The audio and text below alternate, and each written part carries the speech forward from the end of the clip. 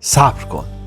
قبل از اینکه پلک بزنی، قبل از اینکه تصمیم بگیری این ویدیو رو ببندی، فقط چند ثانیه با من بیا. این فقط یه پارک نیست. اینجا جاییه که صبح جمعه بدنها زودتر از شهر بیدار میشن.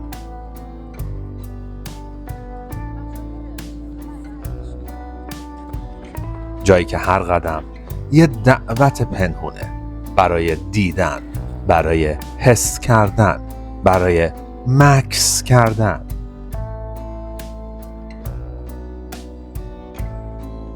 اگه فکر میکنی قراره فقط چند نفر رو ببینی که دارن ورزش میکنن، اشتباه میکنی.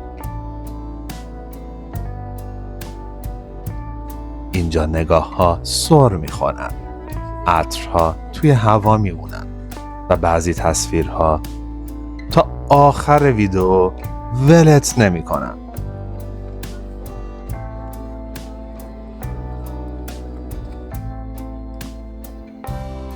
آروم بشین، صدا رو یکم ببر بالا، چون چیزی که قراره ببینی نه اتفاقیه نه معمولی.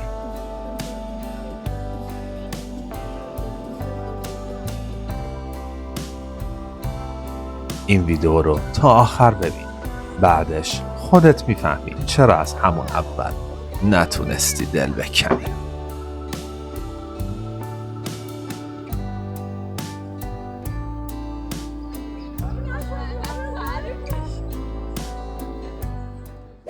دوباره صبح جمعه است و من قدم میذارم توی پارک گیلانه، جایی که هوا هنوز خواب‌آلود است اما بدنها بیدارن، کاملا بیدار.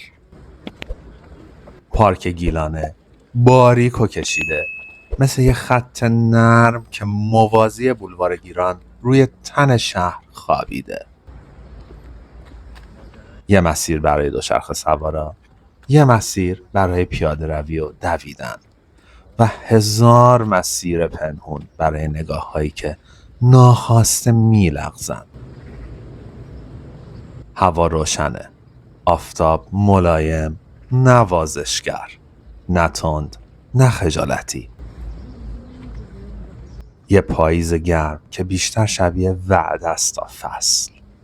هوا مطبوعه، از اون مدل هواهایی که آدم دلش میخواد عمیق نفس بکشه.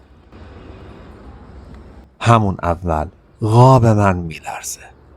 یه خانوم وارد تصویر میشه، نه معمولی و نه قابل عبور. بدنش انگار با وسواس تراش خورده، یه مجسمه زنده که حرکت میکنه. عضله ها تفکیک شده، سفت، آماده. کاملا مشخص مربی بدنسازیه، بدنی که ساعتها لمس آهن رو بلد بوده. لباس جذبش بیرحمانه راستگوه، عضلات خوش فرم، پاهایی که با هر قدم ریتم میسازن، زیر بغل و پشتی که قدرت رو فریاد میزنه، نه اغراق میکنه نه پنهون میشه. آدم ها از کنارش رد میشن اما نگاه ها مکث میکنن، میمونن، میلغزن. اون حتی لازم نیست نگاه کنه، بدون ذره تلاش دلبری رو تا مرز خجالت هوا بالا برده. بودنش کافیه، کاملا کافیه.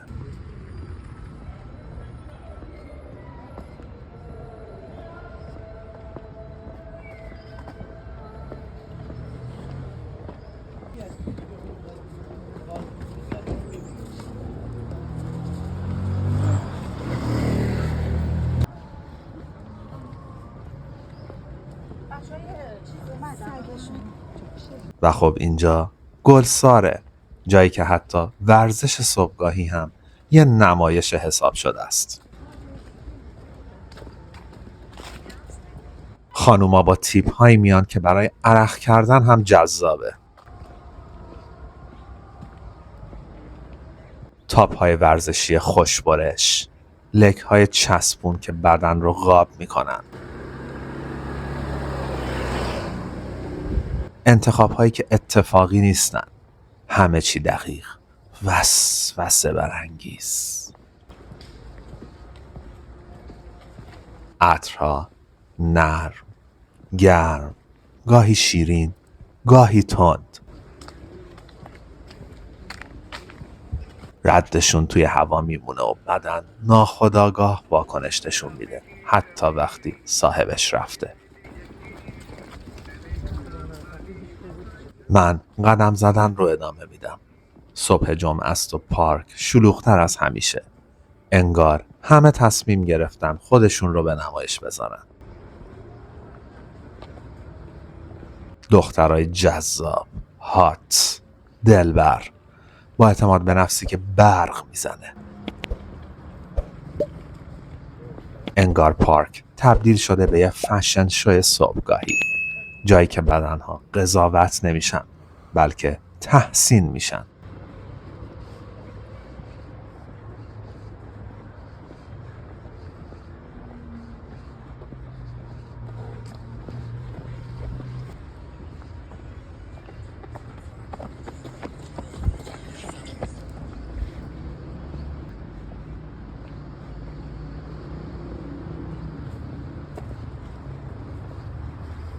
اگه این فضا رو حس کردی، اگه چشمات حتی یه لحظه بیشتر مکث کردن، اگه یه لبخند ریز یواش روی لبت نشست، یه لایک کوچیک حق این ویدئوه.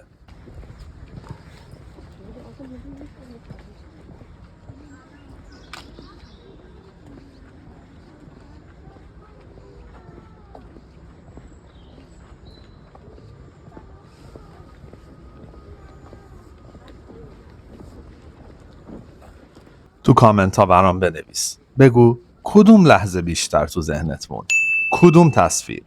کدوم نگاه؟ کدوم حرکت نتونست ولت کنه؟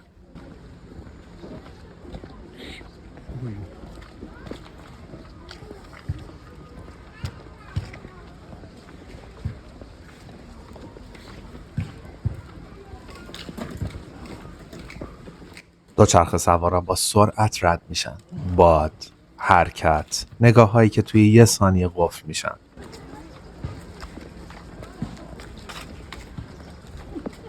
بعضیا میدوئن، بعضیا آروم راه میرن، بعضیا فقط اومدن دیده بشن و خوب هم دیده میشن.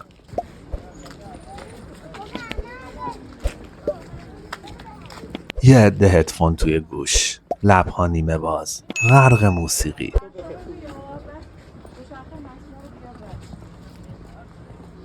یه عده کنار هم نجوا کنون، با خنده هایی که گرم تر از آفتابه.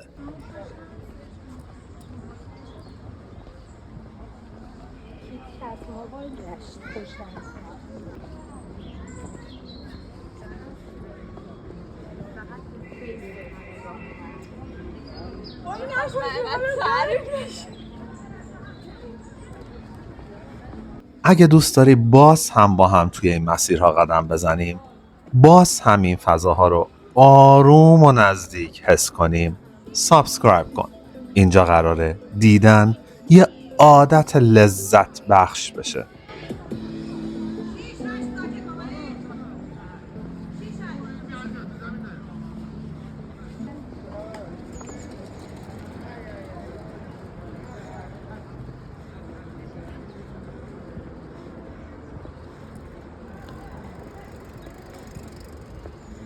پارک گیلان اینه، ترکیب نفس، بدن، حرکت و نگاهی که هیچ وقت کاملا بی قصد نیست.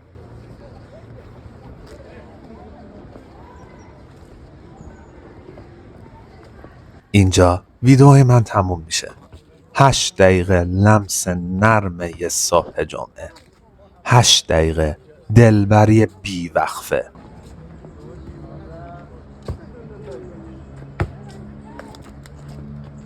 اگه این فضا رو حس کردی، اگه بدنت با این تصاویر واکنش نشون داد، لایک کن، کامنت بذار و بگو کدوم لحظه بیشتر توی تنت نشست.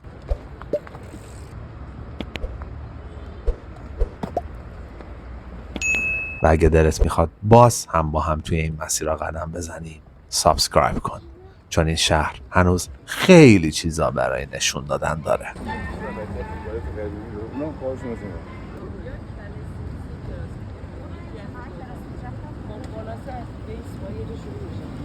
حتی خود